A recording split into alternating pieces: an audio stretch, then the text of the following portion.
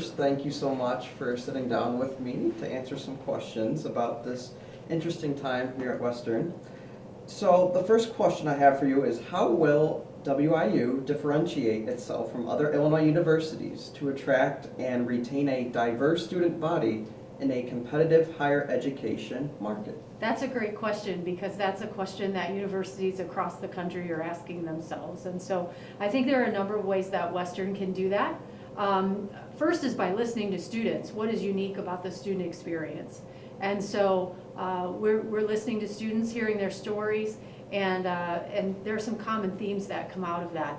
I think there's an opportunity to differentiate because of the hands-on experiences that students are having in and out of the classroom. And what that can translate into is there's a call nationwide for both an academic focus on the student experience, but then really tying that closely to the outcomes of college. So what kind of career will you get? What kind of hands-on practical experience will you get, both for career preparation and also just life after college? And I think that's something that Western does very well. I think we provide a transformational experience for students. At least that's what we're hearing from students who are alumni and recent graduates. Yeah. So even as a transfer student, for me, I honestly don't have any complaints. I have like transitional disorder, so it's hard to adjust to new situations. Sure. But after the 2 weeks of being here, I really fell in love with this place, and I've had an amazing experience so far. That's great to hear. Yeah. So that leads me to number 2. What exactly does it mean to be a Leatherneck? Okay, so you heard me in my question before say it's important to listen to students. Yes. So I asked a student when I saw your question, you sent me the question, and I thought, well, I think I know what it means to be a Leatherneck, but what do students, what do they experience that makes them identify closely to being a Leatherneck, and what does that mean? And it comes down to community. And so I think that there are a number of ways that students develop community on the WIU campus. Either Macomb or Quad Cities.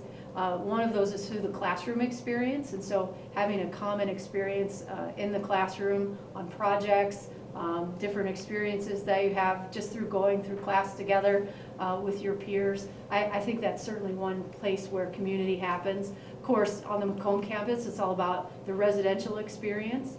And so making sure that you're making connections early. I think in residence life, that's a space where lifelong friendships form. And so that sense of community in that space. And then for students who live off campus, such as our Quad Cities campus, but also here in Macomb, it's about a sense of connection to the community itself. And so how are students making connections between the classroom to the community that they work, live, and also study in as they take what they learn in the classroom out. So those are a few spaces, but then also I think there's a sense of our student population to really take what they learn and give back. And so whether it's within their peer relationships or whether it's to a greater cause, I think we have a number of initiatives that students are focused on across the university where they want to make a difference in the world. And so those are the different spaces that I think really promote a sense of community, a sense of belonging, and really define the Leatherneck experience. Yeah, so to help me transition into the process of being here, it really came down to my roommate, first of all, because living with a stranger you don't know beforehand, or you never have lived with a stranger, can be very nerve-wracking. And so having my roommate, he's my best friend now, and I can't imagine like being here without him. So it's pretty awesome to be able to make meaningful relationships here to help us, settle in. It really is kind of the start of your WIU experience in residential life starts with your roommate, and often that turns into lifelong relationships. Every now and then it turns into a learning opportunity, right? But I think that's the great thing about being in a university environment is that whatever situation you encounter, you're positioned to learn from it and develop as a person. Awesome, yeah. So number 3, what strategies will you employ to ensure that WIU continues to be a leader in educational quality, opportunity, and affordability? It's all about institutional responsiveness. So universities today need to be positioned so that they can be agile to a variety of needs. First and foremost is student interest. what are students asking for out of their university experience, such as what kind of majors are they looking for, what kind of career paths are they looking for, what kind of services and what format do they want students, or do they want services provided. So some students may want in-person services, others like services available at the click of a button. And so universities need to be agile to that. We also need to look outward as a university and think about what programs, experiences, and what kind of qualifications do we need to prepare graduates to have once they graduate from the university. And so that means we want to make sure we're offering the right portfolio of programs in the format that promotes student learning and prepares students for life and careers after college. Awesome. Yeah, one of the main reasons how I ended up here was actually not only through affordability and opportunity, but also like I matched with the school for a personality, based on my personality. Mm-hmm. So, yeah, because I'm a transfer student from the College of DuPage, so it has like 30,000 students down to like 6,000, like with all of our locations. So, quite an interesting change, and especially living here in a rural area, but it's been a learning experience. that variety is a great learning opportunity. Yeah. So kudos to you for Yeah. mixing it up. Thank you. Yeah. Okay, number 4. So in what ways do you see WIU evolving to meet the challenges of an ever-changing educational landscape? Kind of, tying it back to number 1, question 1. Sure, and I think it ties also to how we want to differentiate the institution, what Yeah. kind of experience we want to offer. But I think it's being responsive to what our communities need from us and how we need to prepare students accordingly. There are ways that we can, for example, tied to statewide initiatives, such as ensuring that we have the right number of teachers available, addressing things like teacher shortages, being able to produce prepared graduates in fields like mental health, because there's such a high need in that area. Making sure also that for people who are already teaching, that they're able to get the certifications they need to be able to continue on in the field of education.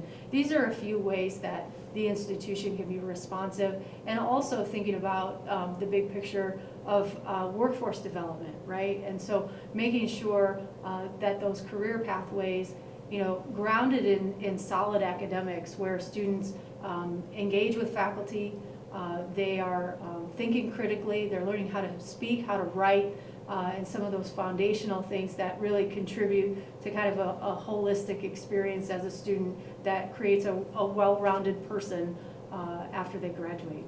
Awesome. Okay, number 5. So what are some key lessons from your past leadership at the Quad Cities and other leadership roles that you plan to apply as interim president? That's a great question too. So I've been at Western a long time, and my story is that I moved up kind of a staff and administrative trajectory, which is a little more not typical, I guess I would say. And so some of the lessons I've learned along the way, first of all, is I've just had a great opportunity to work with people across the university, both campuses, at every level. And I've been able to work with people at every level, as well as I think I've developed an empathy for what it means to be in various positions across the university. And so I think that those lessons help with relationship building, help to really understand the university and how it operates, and especially understanding the needs and the interests of the faculty and staff who work at the university. And just like students, making sure that we have an inclusive and welcoming environment for everybody at Western Illinois University. Awesome.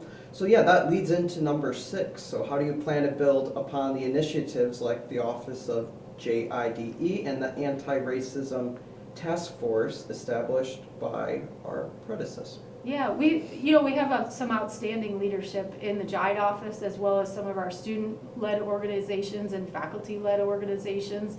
So again, it goes to listening, hearing what the vision is, and how we want to continue to promote an inclusive and welcoming campus here at Western Illinois University. That really goes back to that idea of relationship building, getting to know each other, getting to know what challenges there are, addressing those challenges, and really creating space that empowers all people to thrive at Western Illinois University. Awesome. Yeah, we had a recent panel we did recently, also addressing the unfortunate incident that took place in Macomb last semester. But one of the things that I love about this school is its upward social mobility trend for students. Because a lot of students come here from, you know, I don't know, lower income. But what's amazing, I have a sociology professor back at my community college who went here. He failed out 3 times because he partied way too much when it was the party school here. His GPA was less than a 1.0, but now he has 4 master degrees. He's working on his doctorate, and he grew up in the poorest neighborhood in Chicago. Now he's living in the suburbs of Chicago, and he's just a great role model for, you know, hard work will eventually pay off, and going to a great school like Western can help you achieve that. So it's really cool. That's great to hear. Yeah, it goes back to that transformational experience, and the thing that I think Western Illinois University does very well, you know, it's one thing to create inclusive spaces, but it's also one to celebrate diversity, to celebrate equity, and to really promote social justice on campus, so that you know, each voice is valued and each voice contributes to a sense of community and belonging at WIU. Yeah, awesome. All right, so moving on to number 7. What inspires you personally about WIU, and how does that inspiration translate into your leadership over your career? Students. Yeah. That's an easy answer. It's so wonderful to interact with students, to hear about their aspirations and goals, and to know that this university, the faculty, the staff, and the students, the student community really help position students to be able to accomplish their dreams. You see so many faculty one-to-one with students, you know, working on research projects together, helping students explore what do they want to do. Some students come and they're not quite sure yet, so thinking about, you know, that mentorship that can happen.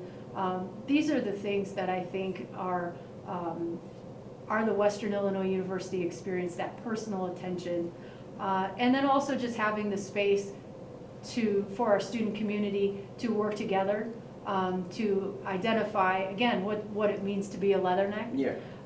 And to really create an experience that changes their lives and prepares them for a bright future. I think that what inspires our students helps them imagine possibilities, and when they're able to imagine possibilities, it just creates a path to success, opens doors to the future, so that they can accomplish their goals. Right, it's that term of like positive visualization, like how you see yourself being successful in the future, like 10 years from now. It works. Yeah. Absolutely, yeah. That's very true. Very motivational. Okay, so number 8, considering the retention rate among, you know, different racial and ethnic groups at Illinois universities, what initiatives does Western have in place to continue to address any gaps that come up? Mm-hmm.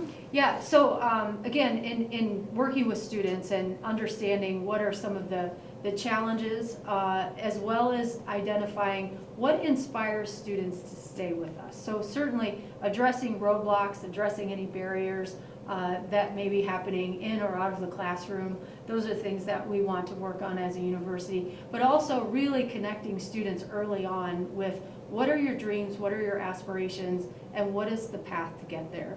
And I think the sooner we can do that as an institution, with key strategic touch points at critical times when students are choosing the university, and then also when they first arrive, making sure that the first experience they have, particularly during the first year, is a positive one, as well as to empower students with the tools they need to be able to navigate college life in and out of the classroom, help with decision making, you know, thinking about the implication of choices, right? And so these are a few things through mentorship, through strategic advising, and just a variety of opportunities that our dedicated staff have to work with students one-to-one. These are the impact makers that will result in continued improvement with retention at Western. Yeah, one of the biggest things for our generation like Gen Z and beyond is like mental health. Like mental health almost, I had a day where I came over to Sherman Hall, I talked with every office, and I told them like, hey, I'm thinking of potentially dropping out because I was just too overwhelmed. But you know, it's important that universities, including Western, have our strong like mental health resources here to help students to avoid, you know, hitting that barrier where they decide to drop out. And That's right, that's right. Yeah, sometimes a decision can be made based on a day, Yeah. one bad day, you know? Right. And that's why when you look at it proactively and we empower students with the tools they need to recognize, down the road you might encounter a bad day. Yeah. When you do, here's who you need to go to Right. talk with.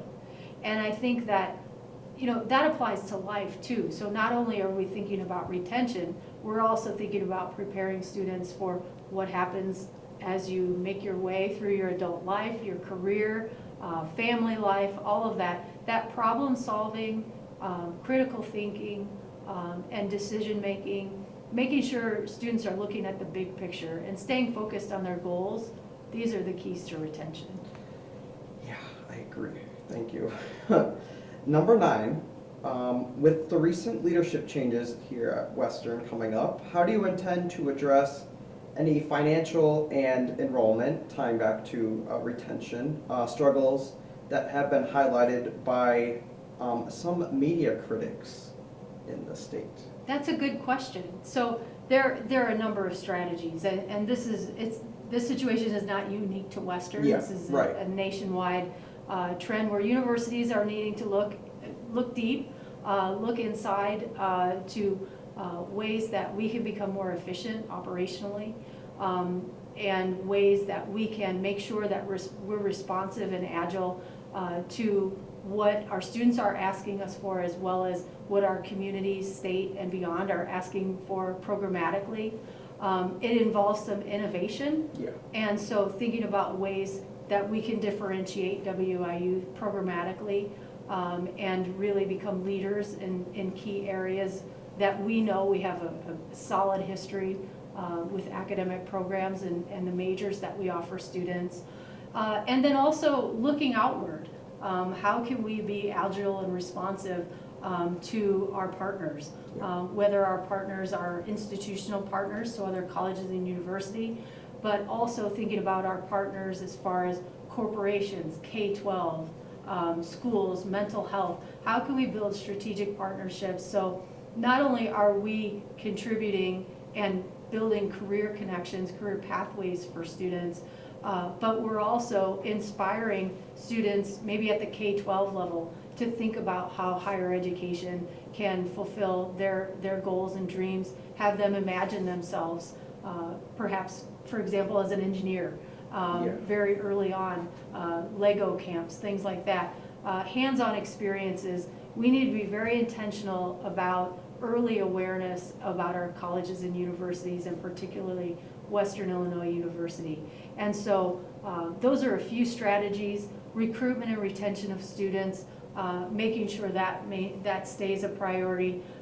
That of course helps our bottom line as well, and the success of our alumni, and thinking about ways that we can be innovative with revenue generation. And so we have wonderful philanthropy efforts at the institution, and just a lot of community support. And so really tapping into those avenues as we think strategically about how we become as fiscally sustainable as possible at Western.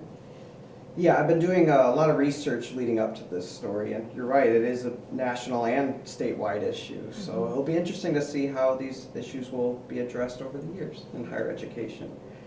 And so number 10, I'm very excited to ask you this, because for me, I originally wanted to be a broadcast meteorologist, but math and science is not my forte. It's more writing and along those lines. And I want to be a journalist, a broadcast journalist, because I get to give people a voice and they get to tell their story, because I feel like a lot of people have a lot of great stories out there and sometimes they're not heard, and they can raise awareness to the community and help the greater good.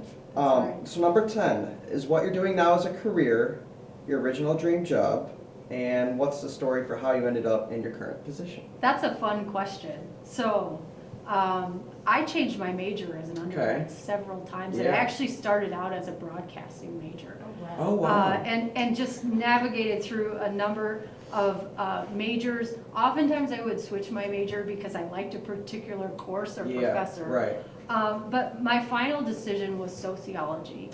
Oh. And so when I was an undergraduate sociology graduate, Yeah, I don't know that I set out intentionally to be an interim university president, Yeah. right? That wasn't something that I initially set out to do. But there were a few clues along the way that inspired me to pursue a career in higher education, paths that led me in a certain direction, and a mindset that I would always keep the next door open and then decide at that time if I wanted to walk through it. yeah. And so very early on, my first job out of college in 1997 was with Western Illinois University. And I answered the phones during nights and weekends at our Quad Cities campus in the first building that I worked in there. And so with that, many mentors along the way who suggested the next thing for me to think about.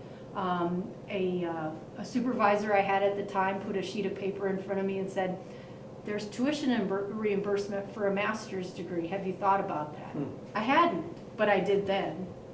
And then when I was in my master's degree class, I had a professor who said, you know, a lot of people, once they get their master's degree, might think about earning a doctorate. Yeah. Have you thought about that? I hadn't, but then I did. And so you kind of see the path sort of revealed itself as I made my way through my career, through mentors, through educational experiences, both at the master's level. I'm a Western Illinois University alumni at the master's level, and then just continuing through my path from there. I'll also say that as the Quad Cities campus grew, at each phase of its growth was just, sometimes it's just timing. So the next opportunity would line up at that point. But that's where I mentioned opening the next door and then deciding if you want to walk through it. And so this last door opened and I was asked to walk through it and I said yes. Yeah.